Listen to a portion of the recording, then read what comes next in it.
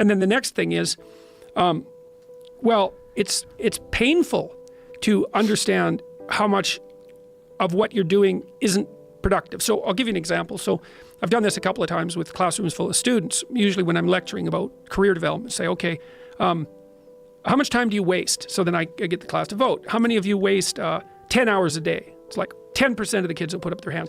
And it's interesting because I don't define what constitutes waste. I just ask the question. So they're diagnosing themselves, right? I'm not saying you're wasting 10 hours a day.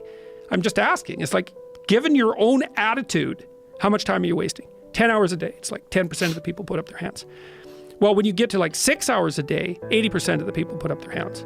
So then we do the arithmetic. It's like, because I like doing arithmetic with people. People hate arithmetic, but I like doing it. It's like, okay, 6 hours a day. It's 42 hours a week. So let's call that a work week, 40 hours a week.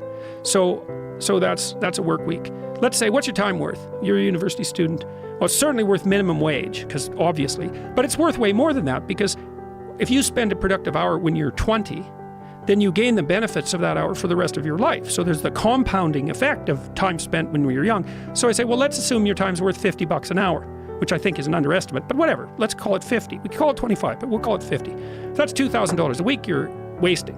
It's $100,000 a year. It's like, how much better would your life be if you weren't wasting $100,000 a year? It's like, what is that over 40 years? $4 million. It's like, you're rich. You don't even know it. Quit wasting time. By your own definition. It's like people shake their heads, like, oh, I never thought about it that way. It's like, yeah, think about it that way. Don't waste your damn life. And then you think, well, why would people be resistant to that message? It's like, well, you really want to wake up and figure out that you're wasting half your life? And you know, when people do that kind of wasting, they actually hate it. You know, and I've had lots of people come to my clinical practice who were chronic procrastinators. You know, and so they're watching YouTube videos, say, but not ones that are good for them, although sometimes they will do that, but just browsing in that kind of mindless way that you do when you're not paying attention and you're trying to kill time. And people doing that, they feel bad, they get depressed, they feel anxious, they can't get away from it, they feel kind of quasi-addicted. That's what they're saying about social media now. It's a huge issue with young kids. Absolutely, but there's this feeling of kind of internal rot and corruption that goes along with it. It's like, yeah, well, you're wasting your life. It's like, so it's painful. It's painful to recognize that.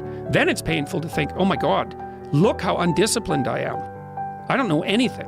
I can't use a schedule. I can't stick to a calendar. I don't have any aims. I don't know anything about the world, right? And maybe there's a part of me that's bitter because I haven't got everything already. And I'd just like to say, to hell with it. That's the recognition of the Jungian shadow. It's like, that's what makes you vicious and untrustworthy. All of that. No one wants to look at that. And no bloody wonder. But hey, the alternative is worse. So the problem is you saying you stop wasting your life. Like, I think that's not enough. I think this is one of the reasons why a book like this is so important. Like, the idea of discipline in most people's eyes is like, if you're not a disciplined person, it's uncomfortable, it's going to be painful, it's frustrating, you have to force yourself into these things.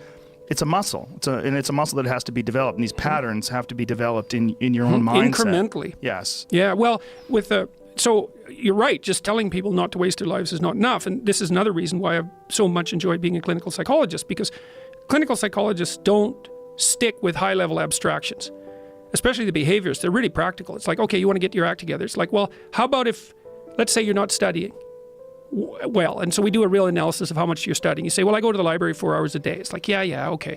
How much time do you actually study in the library? Well, you know, I waste time. I have to travel there. I look at my phone. It's like, okay, well, how much? 15 minutes? Half an hour? How much is real studying? Well, maybe we figure out it's 15 minutes. Say, okay, so what you're going to do for 1 week is you're going to study for half an hour. That's all. You don't get to go to the library for 4 hours. You have to sit down. We'll figure out a time, 10 o'clock in the morning, whatever. We'll put it in your schedule. Try to study for half an hour, no more. And then just come back and let's have a conversation about how well that worked. And people come back and they say, well, you know, I managed it 4 days, and one day I went over, and one day I couldn't do it at all. It's like, okay, that's better. Instead of 75 minutes of studying, you know, 15 minutes a day for 7 days, what is that, 15, 70, 105 minutes, you've managed about 210 minutes. So you've already produced an improvement of 50% in your bumbling, horrible way. You got a 50% improvement in 1 week. It's like, that's deadly. It's like, so in the future authoring program, what we ask people to do is, well, think about your life along 6 dimensions. What do you want for your, so the goal is this, you're going to take care of yourself. You're going to have a life in 3 years that justifies its suffering. That's the goal. So you can invent the damn life, but you have to think what you would be satisfied with so you wouldn't be all bitter and resentful. It's like, okay, what do you want from your family? What do you want from your friends? How are you going to educate yourself? What do you want for your career? How are you going to use your time outside of work? How are you going to handle drugs and alcohol and other temptations like that? How are you going to keep yourself mentally and physically healthy? And these are open questions. Like, you get to answer them. The idea is you can have whatever you want, but you have to figure out what it is. It has to be realistic, and you have to figure out what it is. It's okay, so now develop a vision. What's your life going to be like in 3 to 5 years? So you write it down. Then we do something else, which is, okay, your bad habits and your resentment and your bitterness and all of that, your procrastination gets completely out of hand, and you auger down, and you're in your own personal version of hell in 3 to 5 years.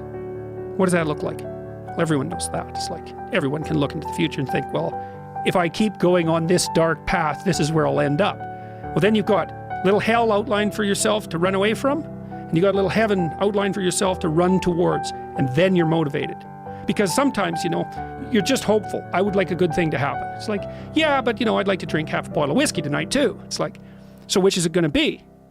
Well, just being hopeful about the future might not be enough, but then you think, oh, I see, like, there's that little hell thing that I outlined that's waiting for me. And maybe I'm afraid of taking the next step forward because it's demanding and challenging. It's like, yeah, I'm afraid of that, but I'm way more afraid of where I might end up if I don't get my act together. And people should be.